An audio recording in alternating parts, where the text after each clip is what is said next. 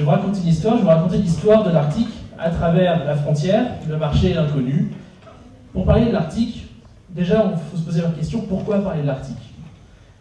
Vous avez, comme je disais, entre 17 et 20 ans, donc ça veut dire qu'en 2040, vous allez avoir à peine 40 ans, 37 ans, donc vous allez être en pleine fleur de l'âge industriel, ou en pleine fleur de l'âge dans le consulting, ou je ne sais quoi. Et ce que je vais vous raconter là, ce futur, cet inconnu, il va vous impacter, il va m'impacter, il va impacter tout le monde, mais de beaucoup plus de façons que vous allez l'imaginer. Alors, je vais vous parler de l'Arctique en 3 temps. Je vais vous parler de l'Arctique en 2D, la latitude et la longitude. Je vais vous parler de l'Arctique en 3D, en parlant de la géologie de l'Arctique. Et enfin, je vais vous parler du temps. Parce qu'à partir de la latitude et de la longitude, je vais pouvoir vous expliquer ce que c'est la frontière. À partir de la géologie, je vais vous expliquer ce que c'est que le marché en Arctique. Et enfin, à partir du temps, je vais vous parler de l'inconnu. Alors, première partie, on va commencer sur la frontière. Pour vous parler de la frontière, je vais d'abord vous parler des frontières politiques. Il y a un truc en Arctique qui s'appelle le Conseil de l'Arctique. Le Conseil de l'Arctique, c'est quoi? C'est l'organe diplomatique le plus communément accepté, le plus utilisé par les nations, etc., etc. Et ce Conseil de l'Arctique-là, vous avez les 8 États de l'Arctique, c'est-à-dire des États qui ont des territoires qui sont au nord du cercle polaire arctique, dont vous avez tous entendu parler, qui en sont membres, de plein droit. Vous avez aussi des organisations autochtones, mais j'y reviendrai après. Et puis vous avez des États observateurs. Et évidemment, il y a la France. Donc on est observateur. À quoi ça sert d'être observateur dans ce truc-là? Ça sert à faire partie du jeu arctique. Alors le jeu arctique, d'abord, avant de définir ce que peut être le jeu arctique, on va peut-être essayer de définir ce qu'est le contour de l'Arctique. À partir du politique, on va passer à la géographie. Et donc là, vous êtes mal barré, parce que cette carte-là, qu'est-ce qu'elle vous montre? Elle vous montre en fait les différentes délimitations géographiques, en bleu, en rose, en vert, en jaune, etc., utilisées par différents corps ou différents groupes de travail de ce Conseil de l'Arctique-là. Donc en gros, au sein même du Conseil de l'Arctique, qui est l'organe de base pour les discussions diplomatiques, ils ne sont pas d'accord d'un groupe de travail à un autre sur quelle est la définition de la zone. Donc on est mal barré. Et le problème qui se pose, c'est que vous avez ici un océan, comme vous le savez, qui en fait est plus une mer, on en reparlera, et vous avez plein de terres. Et nous, en France, on a un premier problème, c'est qu'on a l'habitude de complètement oublier les terres quand on parle de l'Arctique. Oui, les peuples autochtones, bon ok, c'est super, mais on oublie beaucoup les terres, on parle quasiment que de l'océan. Là, je vais vous parler du continuum terre-mer, parce que c'est de là que va naître tout le sujet. Et à partir du continuum terre-mer, je vais vous parler aussi du climat. Ça, en fait, c'est ce que vous ne voyez pas quand on parle de l'Arctique. C'est-à-dire que quand on parle de l'Arctique, vous imaginez un courant ici, climatique, océanographique, etc., qui tourne en rond et qui, en gros, fait une espèce de frontière entre ce qui est dans le Grand Nord et ce qui est dans le Sud. Et bien, en fait, pas du tout. Ce truc-là, une espèce de langue qui est tirée ici par le climat, ça s'appelle le Polar Vortex. Et ce Polar Vortex, en gros, qu'est-ce que c'est? C'est une bande climatique qui, au lieu de rester bien gentiment, bien sagement tournée en rond en Arctique, de temps en temps, principalement l'hiver, descend dans les zones tempérées, bien loin de l'Arctique. Et ce que vous pouvez voir ici, par exemple, c'est qu'il fait aussi froid à Chicago qu'il fait froid en Sibérie. Chicago, c'est pas vraiment l'Arctique, a priori, quoi. Une autre question qui se pose, c'est quand on fait des mesures de glace, et notamment des glaces, donc évidemment, sur l'océan, cette fameuse banquise, de quoi on parle? Alors, on parle ici de la zone arctique, évidemment, classique, hein, l'océan central. Ici, la mer de Bering, ici, le Canada, vous voyez. Là, tiens, on a Saint-Pierre-et-Miquelon, ici, un territoire français d'outre-mer. Déjà, il y a des glaces, etc. On écarte un petit peu déjà les enjeux. Et puis, si on pousse ici, regardez là, il y a Hokkaido, c'est-à-dire l'île la plus au nord du Japon. Pareil, on écarte les enjeux. La France, comme le Japon, sont observateurs du Conseil de l'Arctique. Ils ne sont pas pays membres. Donc, ils ne sont pas considérés comme avoir des territoires en Arctique. Pourtant, quand on mesure les glaces, pourtant, ils sont là. Donc déjà, vous avez, rien que dans la mesure des glaces, un premier enjeu géopolitique qui se pose. Quels sont les acteurs qu'on accepte ou qu'on n'accepte pas dans les mesures? Et après, à partir des mesures, quels sont ceux qu'on accepte ou on n'accepte pas dans les forums diplomatiques en fonction de leur engagement ou que sais-je. Donc je vous ai dit que j'allais vous parler du continuum terre-mer. Il y a la terre, bien sûr. Il y a les littoraux, qui sont l'interface, évidemment, avec la mer. Et là, on a des territoires qui sont complètement différents, donc on a des marchés complètement différents, donc on a des logiques d'acteurs qui sont complètement différentes, et ainsi de suite. Donc, du coup, si on se focalise juste sur les terres et les littoraux, c'est peu ou prou la même chose, en tout cas pour ce qui nous concerne là tout de suite, vous avez des terres qui sont complètement gelées ou partiellement gelées ici, C'est ce qu'on appelle le permafrost en anglais ou le pergélisol en français. Ici, vous avez un autre type de terre ou de littoral qui sont les terres ou les littoraux qui sont gelés superficiellement. Donc il y a une petite couche de glace qu'on pourrait assimiler par exemple à du verglas quand vous êtes à la campagne chez votre grand-mère. Là c'est un peu pareil, sauf que c'est un tout petit peu plus profond quand même, et ça impacte quand même les constructions, la vie humaine, les activités économiques, etc. Mais ça reste quand même assez limité comme glace. Puis après il y a les zones où il n'y a pas de glace du tout, mais où il y a de la neige, des précipitations, voilà, mais il n'y a pas de glace. Donc là, moins de problème. En ce qui concerne la mer, en mer vous avez de la même façon que pour le pergélisol, vous avez des glaces pluriannuelles, donc qui ne fondent pas tous les étés, qui sont là, qui restent là, qui emmerdent tout le monde, parce que vous ne pouvez rien faire, les bateaux c'est compliqué, les plateformes de forage c'est compliqué, j'y reviens dans la deuxième partie sur le marché. Vous avez des glaces jeunes ou des icebergs qui se détachent, et là c'est pareil, hein, Titanic, hein, c'est ça l'idée, il y avait un iceberg qui s'est détaché, Titanic, paf le chien, et voilà. Et ensuite vous avez la mer ouverte, où il y a quand même quelques petits résidus de glace, mais bon, c'est pas très grave, et puis il suffit d'avoir un petit bateau à coque renforcée, et puis c'est pas un problème. Mais voilà, il y a 3 types de mer, il y a 3 types de terres, il y a 3 types de littoraux. Donc rien que ça, on a déjà une matrice du territoire qui est déjà bien plus complexe que juste l'Arctique c'est l'océan, l'Arctique c'est une terre, etc. Ensuite, si on rentre dans le détail, il y a 3 parties en Arctique. Il y a le haut Arctique, là où il fait le plus froid, là où il y a le plus de peuples autochtones, là où c'est le plus gelé, là où c'est le plus blanc, là où c'est le plus galère, bref. Ensuite, vous avez le bas Arctique, qui grosso modo comprend entre la latitude de 60 degrés nord et la latitude de 75 degrés nord. Et puis enfin, vous avez le subarctique, qui sont des territoires en fait relais entre nos zones tempérées, comme Paris, et les zones du bas Arctique, puis du haut Arctique. Ça, c'était pour la latitude. Maintenant, on va parler de la longitude. Donc, on va passer de nord-sud, on va passer ouest-est. Alors, 3 types d'Arctique, encore une fois. Vous avez la mer Arctique, l'Arctique américain. Vous avez l'Euro-Barents, je vais vous expliquer ça juste après, et vous avez l'Extrême-Orient russe. Pour vous donner une idée, sur une carte, ça donne ça. Donc là, vous retrouvez l'Arctique américain, là, vous retrouvez évidemment l'Arctique russe, ou en tout cas l'Orient russe, parce que là aussi, c'est la Russie, mais c'est la Russie qui est orientée vers l'Europe, et ici, il y a un truc qui s'appelle la mer de Barents, et donc ça, on appelle ça l'Euro-Barents Region, donc, ou l'Arctique européen. Mais il y a les Russes dedans, il ne faut pas les oublier, ce qu'on fait très souvent. Et ce que vous allez remarquer tout de suite avec cette carte, c'est que dans la zone euro-arctique, vous avez des pays de l'Union européenne qui sont membres du Conseil de l'Arctique, qui sont là. Et vous avez d'autres pays, comme la Norvège et l'Islande, qui sont membres du Conseil de l'Arctique, qui ont des territoires, etc., mais qui sont membres de l'accord de libre-échange européen, pas de l'Union européenne. Et ça a toute une différence par rapport à la question du marché, à laquelle je reviens juste après, c'est-à-dire maintenant. Ce que vous voyez là, c'est la plateforme de Prirazlovnoye, qui est en mer de Petchora, dans le nord de la Russie, et c'est la première plateforme pétrolière au nord de la Russie, c'est-à-dire sur la façade arctique, à être entrée en fonctionnement, en production en 2013, et aujourd'hui elle pompe à plein régime.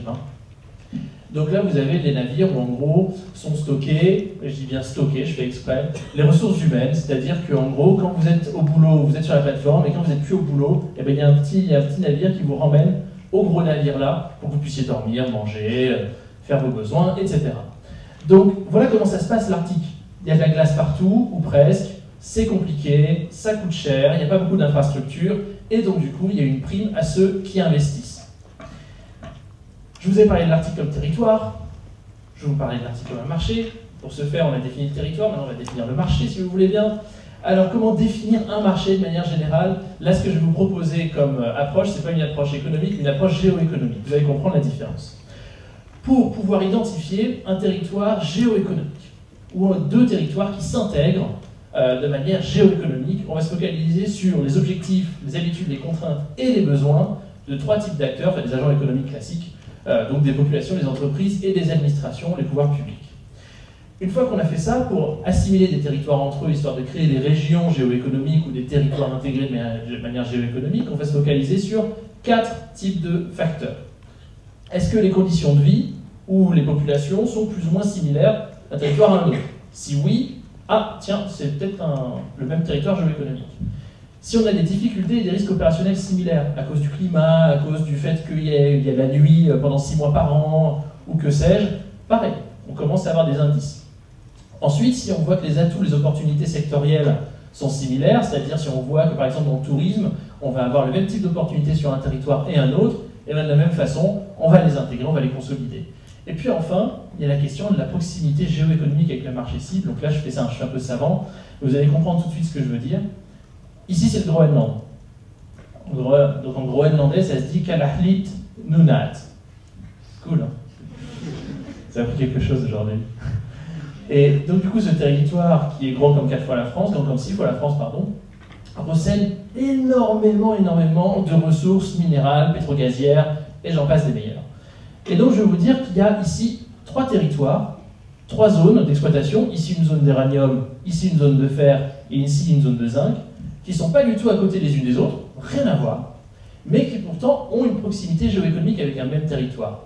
Et celle-là, c'est laquelle? Et bien comme vous le voyez, c'est pas l'Arctique européen, c'est pas l'Arctique américain non plus. Ces matières premières vont être exportées loin à travers l'Arctique, ou sinon par les mers chaudes, hein, vous comprenez l'idée, vers la façade asiatique, et principalement Chine, Japon, Corée du Sud, que sais-je. Donc si vous voulez, la proximité géoéconomique de ces champs-là, c'est pas l'Europe, alors que pourtant, on pourrait se dire que territorialement ça l'est, c'est pas l'Amérique non plus, c'est plutôt l'Asie. Mais si on prend deux autres champs, il y a plusieurs champs miniers autour de la ville de Tasiak. Et puis si on prend un autre champ, de la Skiergård, par exemple. Là, vous avez des matières premières qui sont beaucoup plus proches, en fait, de l'Islande que de la Chine ou que sais-je. Donc qu'est-ce qui va se passer? Vous allez avoir des investisseurs islandais qui vont se dire, tiens, chouette, et si on faisait transiter ces matières premières que les Groenlandais ne savent pas traiter, parce qu'ils n'ont pas l'argent, ils n'ont pas les moyens, ils n'ont pas l'éducation, etc., on les faisait ici, en Islande, et pouf, après on les réexportait un peu partout où on veut.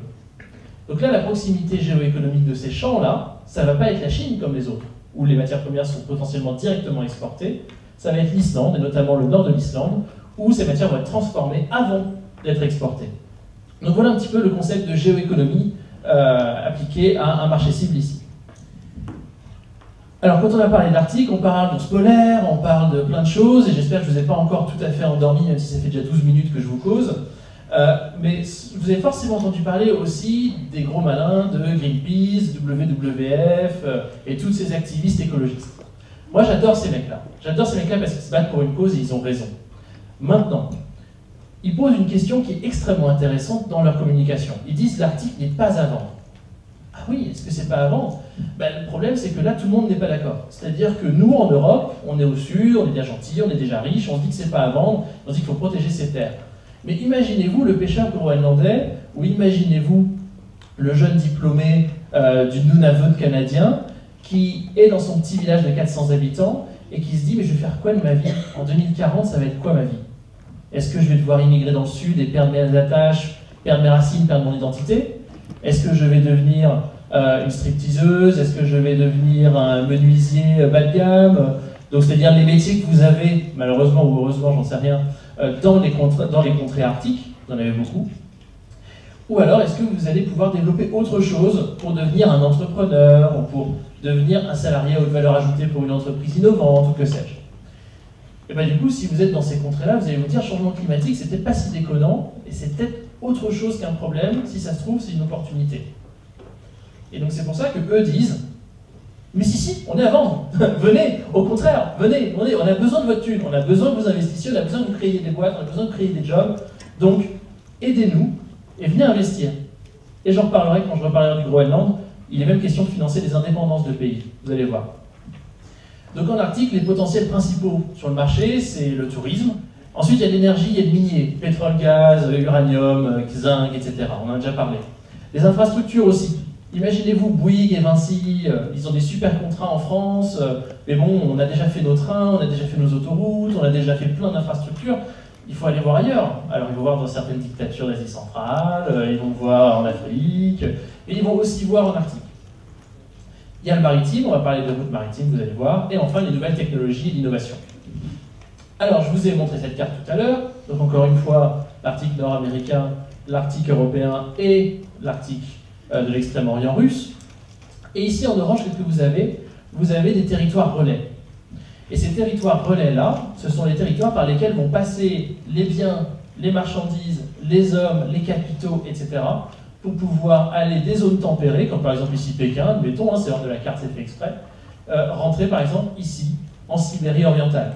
Ou de la même manière, vous êtes ici dans le sud vous êtes dans le nord des États-Unis, vous avez envie d'investir, admettons, dans l'Arctique canadien parce qu'il y a une super mine de diamants, et ben c'est pareil, vous allez utiliser ce genre de corridor de communication, que ce soit aérien, terrestre ou je ne sais quoi. Donc bref, vous avez des territoires arctiques, ici, délimités par le liseré bleu qui représente en fait ma délimitation du marché arctique sous toutes ses formes, haut arctique, bas arctique, subarctique. Et enfin, ces territoires, comme je vous disais, relais, qui bénéficient à plein du développement de l'Arctique. Et encore une fois, là, vous voyez, il y a Saint-Pierre-et-Miquelon qui est ici. Ici, vous voyez le pointe de l'Écosse. Donc, il y a quand même des territoires qui sont assez proches de nous. La taille actuelle du marché arctique, c'est quoi? PIB français, 2500 milliards d'euros, pour faire simple, 2500 milliards de dollars, pour faire simple, on va faire rapide. Ok, le marché arctique, c'est évidemment pas autant, et c'est normal, il y a entre 4 millions et 12 millions de personnes qui habitent en Arctique en fonction de votre délimitation, évidemment, vous l'aurez compris, que vous prenez pour définir ce qu'est l'Arctique ou ce que n'est pas l'Arctique. Donc, moi, selon ma définition du marché, et celle que j'utilise avec mes collègues, la taille du marché en 2015 était d'environ 620 milliards de dollars. 620 milliards de dollars, c'est pas déconnant comme marché, hein, c'est quand même un tiers, un peu moins d'un tiers du marché français, du PIB français. Donc c'est quand même assez sérieux pour un territoire où vous avez entre 4 et 12 millions d'habitants selon les estimations. Là, en l'occurrence, plutôt 12 millions que 4. Les besoins estimés en infrastructure, pour l'ensemble de la zone, pour toutes les infrastructures, on parle de tout, on parle du pétrole, on parle des ports, on parle des aéroports, on parle des routes, on parle des villes nouvelles, on parle tout ce que vous voulez. Il est estimé, selon un fonds d'investissement américain bien connu pour ses musées, à 1000 milliards de dollars. 1000 milliards de dollars, encore une fois, faites le rapport par rapport à la France, au PIB français, vous comprenez que c'est quand même assez volumineux, et donc du coup, il y a des super opportunités de marché, pour plein d'actionnaires. Pas mal. Et donc là, du coup, vous me dites, mais pourquoi il faut aller exploiter l'Arctique? Et surtout, quels sont les mecs qui se disent, tiens, je vais y aller, et puis je vais y aller au sérieux, et je vais investir des milliards et des milliards et des milliards, pour en récupérer encore plus de milliards. Et bien du coup, voilà les 5 raisons principales qui expliquent le développement du marché de l'Arctique. Donc le prix des commodités. Le prix des commodités, en gros, vous avez un baril de pétrole à 45 dollars le baril, c'est un petit peu, c'est pas assez cher pour exploiter vraiment tout l'Arctique, mais néanmoins, avec un petit peu d'innovation, il y a un certain nombre de champs en Arctique qui ont réussi à baisser leur niveau de rentabilité, leur seuil de rentabilité, en dessous de ces 45 dollars le baril, et qui donc du coup deviennent profitables. Donc le prix des commodités, c'est pas quelque chose de déconnant. Surtout si le prix des commodités augmente, parce que plus il augmente, et bien plus les territoires arctiques deviennent profitables et intéressants. Deuxièmement, l'engagement étatique. Tous les pays de la zone, tous les 8, sans aucune exception, militent pour qu'il y ait un développement de la zone. C'est-à-dire que les 8 États font ce qu'il faut, d'un point de vue fiscal, d'un point de vue politique, d'un point de vue commercial, pour qu'il y ait des investisseurs qui viennent. Et certains plus que d'autres, comme par exemple la Russie de Vladimir Poutine. On va en reparler. Ensuite, il y a la couverture média. Pourquoi il y a plus de touristes en Arctique? Pourquoi il y a plus d'investisseurs en Arctique? C'est parce que les médias en parlent de plus en plus. Et en tant que jeune expert, je peux vous dire que le nombre d'interviews que j'ai maintenant, c'est pas la même chose que ce qu'il y avait il y a 5 ou 6 ans. Donc oui, en effet, les journalistes, même s'ils sont, eux, intrinsèquement peut-être contre, quand ils traitent le sujet du développement de l'Arctique, eh bien le fait de parler du sujet fait qu'ils alimentent cet effet d'intérêt pour l'Arctique. Ensuite, il y a des risques politiques. Imaginez-vous, vous êtes Areva, vous avez besoin d'uranium pour votre centrale nucléaire. Vous avez le choix entre le Groenland, où tout va bien, vous avez un gouvernement qui a envie que vous fassiez du business, et de l'autre côté, vous avez le Niger, où vous avez des terroristes, des prises d'otages, des complications, puis il fait chaud, le froid c'est un peu supportable que chaud, enfin bref. Ces risques politiques-là aussi contribuent au développement de l'Arctique. Et enfin, la recherche et l'innovation. Plus vous investissez pour développer de l'innovation, plus vous investissez pour développer de la recherche, plus, évidemment, vous trouvez d'opportunités en vous disant « Tiens, j'avais pas la technologie pour faire ça avant, maintenant j'ai cette technologie, oh, un nouveau champ de rentabilité s'ouvre à moi. » Et ben voilà, donc vous y allez. Donc la recherche et l'innovation, c'est un 5e moteur. Et donc je vais vous expliquer succinctement, à partir de 2 exemples, les hydrocarbures et les questions maritimes, qui sont les 2 exemples peut-être les plus controversés, comment ça se passe. Alors je vous parlais de l'impact du baril à 40 $ sur les projets arctiques. Alors là, on parle des projets arctiques onshore. Vous savez que le pétrole était à 100 $ il y a 2 ans. Il est tombé à 40 $ très subitement, à cause de sanctions russes et plein d'autres choses. Et bien sur les territoires onshore, sur les champs onshore, c'est-à-dire les champs pétroliers qui ont lieu à terre, et bien l'impact il est quasi nul. C'est-à-dire que 75%, 3/4 des projets qui avaient lieu en Arctique se poursuivent. Et là, on parle du conventionnel, pétrole-gaz classique, mais on parle aussi des schistes, on parle des sables bitumineux, bref, tous les trucs qui polluent le plus. Donc il n'y a pas de sujet, ça continue. Ensuite, l'impact par contre sur les projets offshore, c'est-à-dire les projets en mer, là par contre il y a un véritable impact parce que partir en mer c'est évidemment beaucoup plus cher, c'est évidemment beaucoup plus compliqué d'un point de vue environnemental, c'est évidemment beaucoup plus compliqué d'un point de vue de la justification aussi auprès du grand public, etc. etc. Donc là par contre c'est normal que les projets soient les plus impactés. Donc seulement 20% des projets se sont poursuivis ces dernières années en Arctique, et il y a 4 projets dont j'ai envie de vous parler. Les 2 projets qui sont là sont en Russie, celui-là est en Norvège et celui-là aux États-Unis. Alors vous voyez, ils sont à travers l'ensemble de la zone. Melkoya, donc le projet norvégien, c'est 92 méthaniers remplis. Vous voyez ce que c'est un méthanier. Ça fait beaucoup de terrain de foot. Et donc ça fait beaucoup de gaz naturel à l'intérieur de ce bateau. Et donc du coup, 92 méthaniers remplis en 2014, c'est quand même assez faramineux comme quantité de gaz qui a été extraite et exportée. Ensuite, vous avez un autre projet dont je vous parlais en Russie, Yamal LNG. Là, il a fallu faire un truc un petit peu spécial. Vous avez vu la glace tout à l'heure sur le champ de Priraz-Lomnoye. Ben là, c'est un peu pareil pour Yamal LNG. Même si le champ est plutôt à terre, il va falloir utiliser des navires un peu spéciaux pour pouvoir exporter ce gaz par la mer, donc par l'océan Arctique. Et donc, du coup, il fallait commander, ça faisait partie des investissements pour le projet, des navires spéciaux pour exporter ce gaz. Donc, ils ont commandé 12 navires. Ils veulent en commander 15, et rien que ça coûte plusieurs milliards de dollars, juste les navires pour exporter. On ne parle même pas encore de l'exploitation du champ. Et le premier navire s'appelle le Christophe de Margerie, du nom de l'ancien président de Total qui est décédé en Russie il y a quelques années, et il est actuellement en phase de test, puisque donc le projet va rentrer sur le marché en 2017. C'est un projet à 27 milliards de dollars, juste le Yamal LNG. Et ça continue. Le même consortium que Yamal LNG, c'est-à-dire le russe Novatek, le français Total et les chinois CNPC et le New Silk Road Fund, qui est un fonds d'investissement chinois, repartent la fleur au fusil pour un deuxième champ qui est juste à côté et qui va aussi occasionner plusieurs dizaines de milliards de dollars d'investissement. Donc, comme vous voyez, le baril à 40 $, ça n'a pas un gros impact sur le gaz, notamment en Arctique. Et donc là, le projet entrera sur le marché en 2024. Donc, c'est dans pas longtemps. Et enfin, vous avez Alaska LNG, qui est le projet en Alaska, côté américain dont je vous parlais. Et là, on parle de plus de 60 milliards de dollars d'investissement nécessaires pour développer ce champ-là. Donc bon, ça prend plus de temps. Et puis, Barack Obama a mis un certain nombre de limites à l'exploitation de l'Arctique américain, ce qui fait que les investisseurs sont un peu moins favorables vis-à-vis de l'Alaska que vis-à-vis de la Russie. Mais bref, toujours est-il que ce projet avance bon an mal an. Pour exporter, il faut des navires. Alors, soit vous avez des brise-glaces spécialisés comme les méthaniers, soit vous allez avoir des navires classiques, mais vous allez mettre des brise-glaces devant eux pour que justement ils puissent naviguer dans la zone. Et donc sortir de l'Arctique pour exporter leur marchandises à l'extérieur de l'Arctique. Ou passer de l'extérieur de l'Arctique à un autre territoire à l'extérieur de l'Arctique, mais à travers l'Arctique. Bref, il faut des brise-glaces. Et ce que vous voyez, c'est que les Russes en ont 41 alors que le reste du monde n'en a que 31. Donc là, on se dit, ah, les Russes.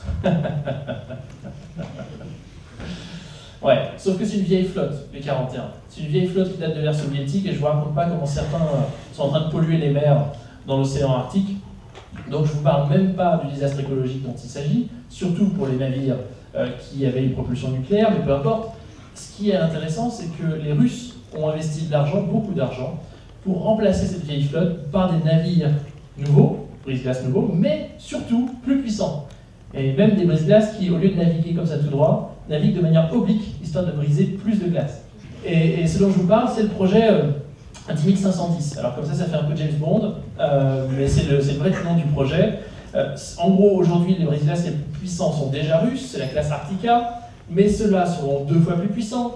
Je vous passe sur la motorisation, mais ce que je peux vous dire, c'est qu'ils peuvent briser jusqu'à 4,3 mètres de glace, ou en tout cas, c'est ça le cahier des charges. Et si on pousse un petit peu le raisonnement et qu'on sort du côté minier, pétrolier, des ressources, et qu'on passe sur la question maritime, sur le transport maritime, le transport de marchandises. Alors là, ce que vous voyez, c'est un chiffre qui a fait un petit peu polémique il y a quelques années quand l'Institut maritime de Corée du Sud, SKMI, a sorti ça. Il disait, voilà, 1/4 du commerce Europe-Asie passera par les routes arctiques en 2035. Les échanges Europe-Asie se seront développés, puisqu'évidemment la démographie se sera développée, les besoins énergétiques seront développés, bref, on en reparlera. La Commission européenne, à laquelle je contribue un petit peu sur ces sujets, elle estime qu'il pourrait y avoir jusqu'à 2000 navires en Arctique par an à l'horizon 2035. Ça n'a rien à voir avec les 7000 navires qui passent actuellement par Suez chaque année. Bon, rien à voir. Mais sur ces 2000 navires, vous avez en gros 2000 possibilités de désastres écologiques. Vous avez 2000 possibilités de problèmes vis-à-vis d'un village autochtone qui va devoir s'occuper d'un équipage en détresse, admettons. Vous avez 2000 navires qui chacun vont avoir des centaines de millions de dollars potentiellement de valeur de marchandises à leur bord. Donc imaginez-vous un petit peu la magnitude de ces histoires. Les Russes se sont dit, l'Arctique, on en a besoin. Donc il faut qu'on développe notre territoire. Donc il faut qu'on développe nos brise-glaces, qu'on développe nos infrastructures. Et donc ça nécessite des marchandises. Évidemment, si vous construisez un port, il faut ramener du remblai, des matériaux, que sais-je. Donc du coup, vous avez beaucoup d'augmentation de trafic qui est due à ça, qui est due donc en fait au voyage Russie-Russie à travers l'Arctique. Donc les Russes ont véritablement une zone dans la zone, si vous voyez ce que je veux dire. Et le cargo ne fera qu'augmenter. Les Russes pensent qu'ils vont pouvoir monter à 8 millions de tonnes d'ici 2020. Et pour pouvoir monter à 8 millions de tonnes, et plus, eh bien, il va falloir qu'ils développent des infrastructures, comme je le disais. Et le problème en Russie des infrastructures, c'est que comme il y a très peu d'investissements privés finalement pour ce genre de projet, avec ce genre de magnitude, et bien du coup on appelle toujours l'État à la rescousse, c'est-à-dire Moscou, Poutine et ses potes, et on leur dit, bon les gars, on a besoin de développer telle zone de l'Arctique, vous avez de l'argent, ça vous intéresse, vous avez de la puissance, tout ça, aidez-nous. Et Poutine dit, mais bien sûr, il n'y a aucun problème. Et donc du coup c'est ainsi que l'administration centrale russe utilise les moyens qu'elle a, c'est-à-dire principalement les moyens en fait, militaires, pour déployer des infrastructures tout le long de la zone arctique pour la viabiliser. Parce que s'il n'y a pas de viabilisation, eh ben, il n'y a pas de business. Et s'il n'y a pas de business, il n'y a pas d'extraction des ressources. Et s'il n'y a pas d'extraction des ressources, eh ben, il n'y a plus de Russie. En tout cas, il n'y a plus de Russie poutinienne. Parce que sinon, il va y avoir une crise. Vous voyez ce que je veux dire? Donc bref, il faut développer tout ça. Et pour ça, il faut militariser un petit peu la zone, parce que c'est comme ça que les Russes fonctionnent. Le problème, c'est qu'ils n'ont pas de thunes. C'est-à-dire que les revenus pétrogaziers déclinant, parce que sinon c'est trop facile, les revenus pétrogaziers déclinent en Russie. Donc l'apport au budget fédéral russe de l'industrie pétrogazière, qui est quand même la vache à lait, comme vous voyez, pouf, c'est chute libre sur 2016. Et donc là, ça, du coup, ça pose un problème aux Russes, parce que du coup, moins d'argent, ça veut dire moins de possibilités de contrôle. Donc, obligé de faire des partenariats. Et c'est là qu'on va infléchir un petit peu nos idées sur Poutine, par exemple. S'il est obligé de faire un partenariat, il est obligé de s'adoucir un petit peu, ou en tout cas, il est obligé de donner des gages au mec avec qui il fait un partenariat. Donc là, en l'occurrence, les Japonais, ça faisait des années qu'ils avaient un conflit sur à qui appartiennent les îles Kouriles, qui sont entre le Japon et la Russie. Et ben Poutine il est venu, il a négocié, ils ont discuté, Shinzo Abe, tout ça, et ils ont dit, et si on développait la route du Nord 1? Si on développait l'Arctique ensemble? Ah chouette, bon ben on parle plus des îles Kouriles, hein, tout va bien, on en reparlera plus tard. Pendant ce temps-là, on développe la route du Nord. Ok. Pareil avec la Corée du Sud. Sud-Coréens sont allés voir tous les pays arctiques en disant moi, le transport maritime en Arctique, ça m'intéresse. Et puis l'uranium, ça m'intéresse. Et puis le zinc, ça m'intéresse. Et puis bref, il y a plein de choses qui m'intéressent. Est-ce que ça vous dirait pas, nous on a de la thune, on a des entreprises, etc. On peut aussi vous aider à développer vos infrastructures. Les Finlandais ont dit chouette, l'Union Européenne ne veut plus nous donner d'argent. Bon, et ben chouette, venez, et puis on va faire un port ensemble. Et puis on va faire des chantiers navals ensemble, et puis on va faire un train qui va passer à travers la Laponie, histoire de connecter le sud de la Finlande avec la côte arctique ensemble, et ainsi de suite. De la même manière avec les Russes, on va faire des ports ensemble, de la même manière avec l'Islande. Donc voilà comment ça se passe. On a une zone de coopération en fait de fait. Et ceux qui sont en train de prendre la grande part du lion, c'est les Chinois. Alors pourquoi les Chinois? Parce que les Chinois, ils ont de l'argent, ils ont les premières réserves de change au monde, comme vous le savez. Ils ne savent pas comment l'utiliser, ils ne savent pas comment développer leur économie de manière à ce qu'elle ne tourne plus, à ce qu'elle ne tourne pas au ralenti et qu'elle ne surchauffe pas. Donc bref, ils vont voir ailleurs et ils vont voir en Sibérie orientale notamment, ils vont voir dans le nord de l'Arctique russe, ils vont voir au Québec, ils vont voir... Et donc du coup, ils s'engagent sur des contrats et la valeur des contrats signés par des entités chinoises, publiques, privées ou autres, durant les années 2010 à 2015, c'est environ 500 milliards, un peu moins de 500 milliards de dollars. 500 milliards d'investissements en termes de valeur de contrat, j'entends, c'est absolument colossal. Mais les Chinois ne font pas que ça. Ils investissent aussi dans la construction de brise-glace. Alors pourquoi les Chinois prennent des brise-glace? Parce qu'ils veulent faire de la recherche pour mieux comprendre la zone, mieux la cartographier, bref, avoir de la donnée propre, de la donnée propriétaire, pour développer cette zone arctique comme ils l'entendent. Mais aussi, Donc ça, c'est l'objectif du brise-glace de recherche, par exemple. Ils en ont déjà un. Mais aussi faire des patrouilles pour sécuriser les lignes maritimes qui se développeront à terme dans la zone. Et pour ça, les brise-glace recherche, c'est bien, mais les brise-glace militaires, c'est mieux. Et donc les Chinois, on parlait de cartographie tout à l'heure dans l'introduction de M. Billard, et ben les Chinois, ils ne voient pas le monde comme nous. C'est-à-dire que sur cette carte qui a été sortie en 2006 par l'administration polaire chinoise, en gros, vous avez ici l'Empire du Milieu, hein, donc ici Shanghai, là vous avez New York, là vous avez Rotterdam. Comment je fais pour passer mes marchandises de la façade chinoise à la façade européenne ou à la façade est américaine? Eh bien, je vais passer par l'Arctique. Voilà comment ils voient le monde. Et puis ce qui est intéressant aussi, c'est que ici, là, vous ne voyez pas de glace. Hein. Il n'y a pas de glace, alors que nous, sur toutes nos cartes, dès qu'on a une carte de l'Arctique, en France, en Angleterre, en Allemagne, je ne sais où, il y a forcément la glace qui est marquée. Parce que notamment, on appelle ça l'océan glacial arctique. Ce serait bizarre qu'on appelle un océan glacial, sur la carte, il n'y a pas de glace. Mais les Chinois, eux, ils n'appellent pas ça l'océan glacial arctique. Et en plus de ça, ils disent là, il n'y a pas de glace. Parce que d'une part, la glace va fondre, et puis même si la glace, elle ne fond pas suffisamment tôt, et ben nous, on va développer des technologies qui feront que la glace, ce ne sera pas un problème. Donc c'est volontariste, mais c'est sérieux. Et en fait, il y a une vision des choses qui explique tout ça. Il y a quelques années, 10, 15 ans, 20 ans, l'idée c'était, grâce à l'Arctique, on va pouvoir gagner en termes de distance, en termes de temps, et évidemment en termes d'économie, et aussi en termes de risque politique, en passant nos marchandises par l'Arctique plutôt que par les mers du Sud. Là, vous avez Malacca, bout dangereux.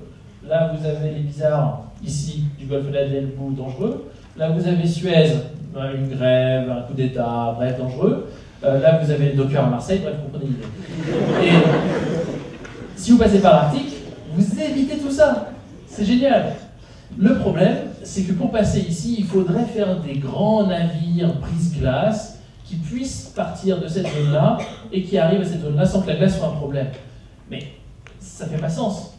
Parce que du coup, d'ici à ici, grosso modo, il n'y a pas de glace.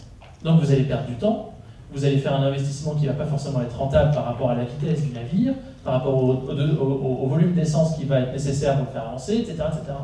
Donc, l'idée a un petit peu changé.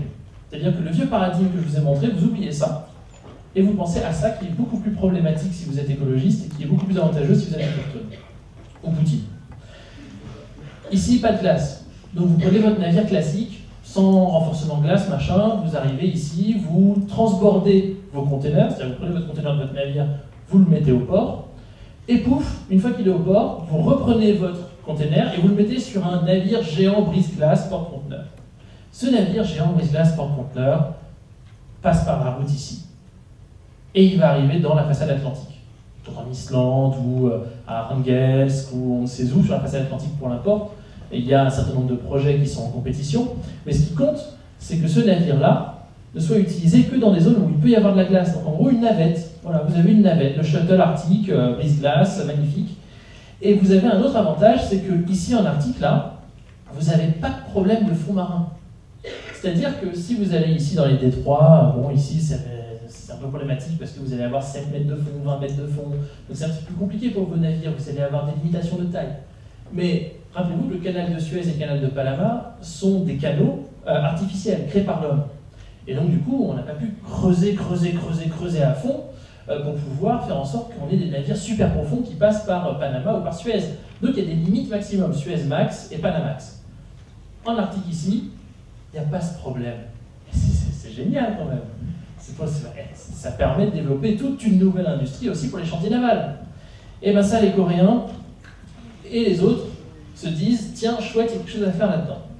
Donc là, vous avez le CMA-CGM Benjamin Franklin, qui est l'un des derniers nés de la flotte de CMA-CGM, qui est le leader français du transport maritime, numéro 3 mondial, et qui peut porter jusqu'à 18 000 équivalents 20 pieds, c'est-à-dire jusqu'à 18 000 containers sur ce navire, donc là, dehors, et puis là aussi dedans. Ces 18 000 EVP, c'est bien, il y a des 20 000 EVP, il y a des 22 000 EVP qui vont entrer en construction, donc pas de problème. Si vous passez par l'Arctique, vous pouvez aller plus loin. 25 000, 30 000, 35 000, 40 000, amusez-vous. L'idée, c'est juste de développer des navires qui puissent permettre des économies d'échelle. Et puis après, quand votre navire arrive ici, il faut développer aussi des infrastructures. Donc par exemple, j'ai parlé du train ici, entre la façade arctique, passant par la Laponie et puis descendant sur le sud de la Finlande. Là encore un autre projet de train, ou juste vous déposez vos marchandises en Islande et puis après vous avez des navires un peu plus petits, pas Mozilla du tout, qui dispatchent votre marchandise. Bref, voilà un petit peu comment l'Arctique est en train d'évoluer. On n'y est pas encore, on va y être peut-être dans 15 ans, peut-être dans 20 ans, peut-être même juste dans 25 ans. Mais voilà ce qu'on a. Et vous avez donc tous ces ports, ces projets ferroviaires, etc., qui rentrent en fonctionnement. Et celui-là, par exemple, est déjà soutenu par les investisseurs chinois, évidemment, c'est trop facile, quoi. Je vous ai parlé de ça, j'ai parlé du tourisme rapidement. Sur l'Islande, juste donner un chiffre pour vous impressionner rapido. Sur l'espace de 7 ans, en Islande, on est passé de 480 000 touristes pour un pays de 320 000 habitants à 1,7 million de touristes pour 320 000 habitants toujours. Et le problème qui se pose, c'est que en faisant ça, eh ben, vous allez avoir de plus en plus de problèmes qui vont arriver. Et puis c'est pas tout, parce que dans ce milieu-là du tourisme, vous avez l'aviation qui s'est développée beaucoup, notamment beaucoup de low cost, mais vous avez aussi les navires croisières. Et là par exemple, vous avez Hurtigruten, qui est le leader norvégien des croisières arctiques, qui commande 4 navires, 2 pour l'année prochaine, puis 2 pour en option pour 2020. Vous avez le leader français Ponant, qui lui en a commandé 4 pour 2020, et ainsi de suite. Je vous ai mis ces 2 exemples-là.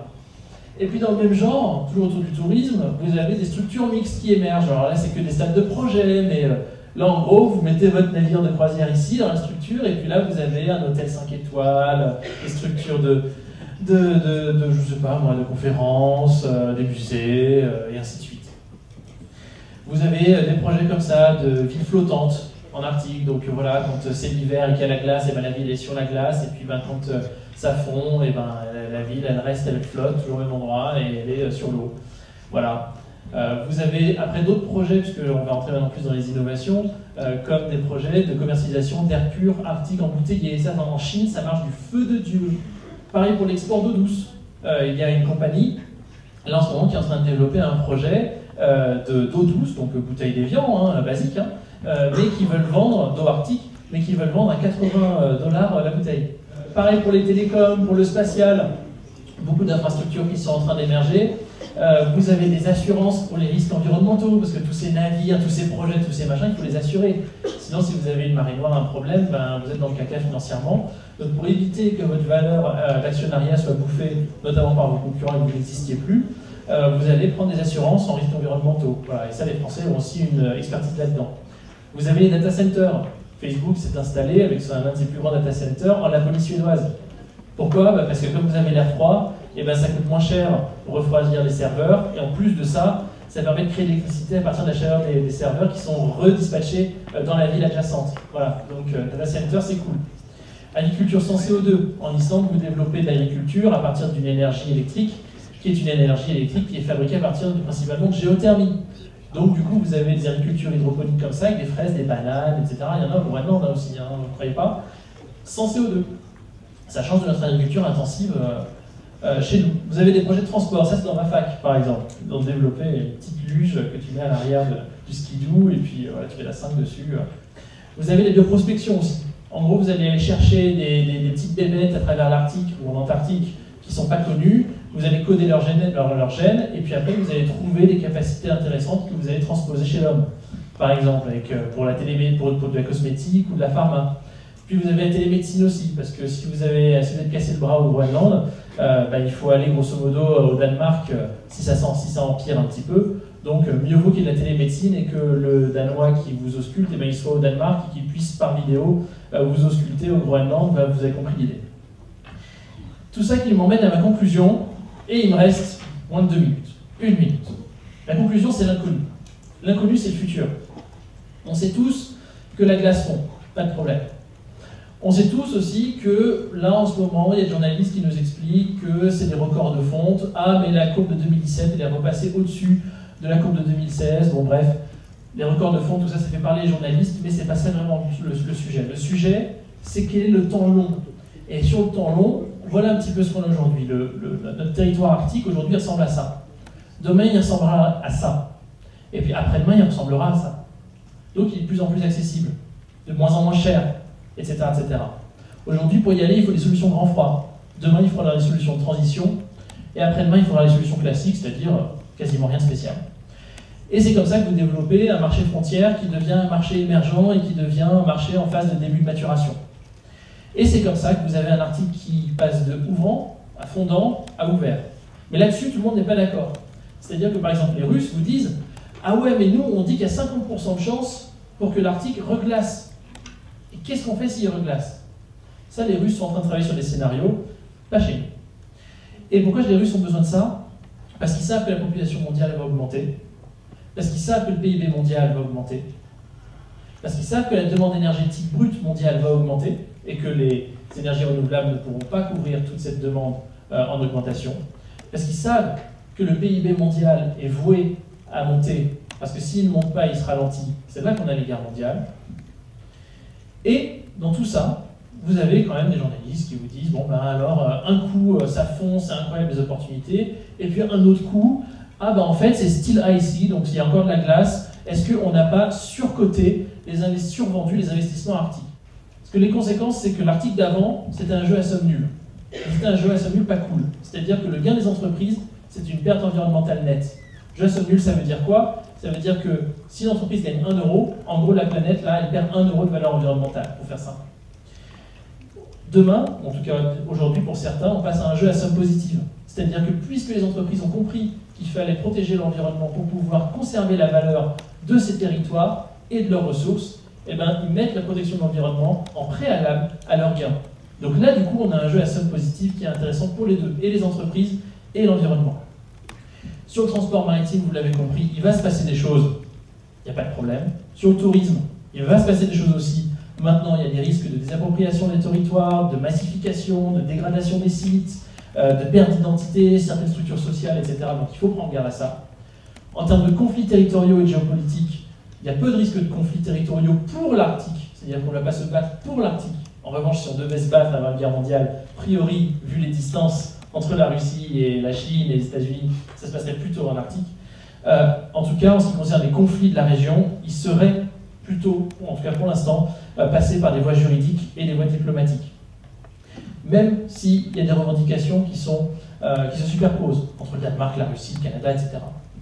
Il y a le Groenland qui veut devenir indépendant. Il y a les îles Féroé qui veulent devenir indépendantes.